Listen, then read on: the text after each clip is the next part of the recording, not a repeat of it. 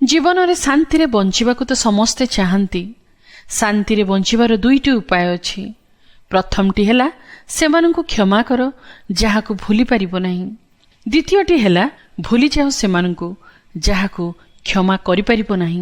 दुईटी कागज को पिन कंटा बांधिकी रखे। ठीक सेई प्रकार परिवार को सेई व्यक्ति बांधि रखे जे परिवार पाई कंटा परि थाए। अन्य को दुख रे देखि जे दुख प्रकाश करे नहीं, सेई लोक अन्यर आनंद देखि दुख प्रकाश करे। लोके कहती दुख खराब विषय, जेबले आसे कंदेई दी जाए, किंतु मु तो कुहे दुख भल पाई आसे। जेतेबेले आसे किछि शिक्षा दे जाए।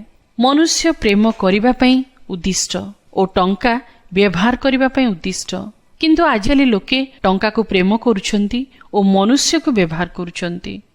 ए दुनियार दुर्लभ जोड़ी होउची खुशी ओ लुह।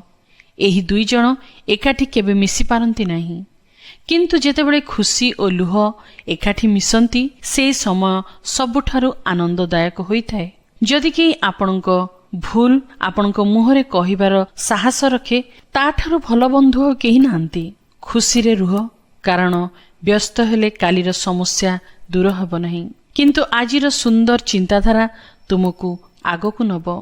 हस, कारण एहा ही मनुष्यर गुण। जणे पशु केबे मध्य हसी पारिबो नाही।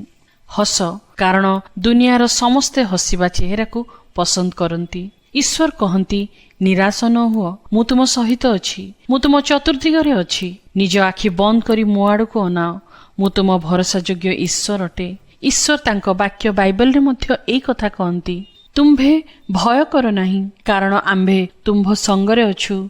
निराश हुओ नहीं, कारण आमे तुम्भर परमेश्वर।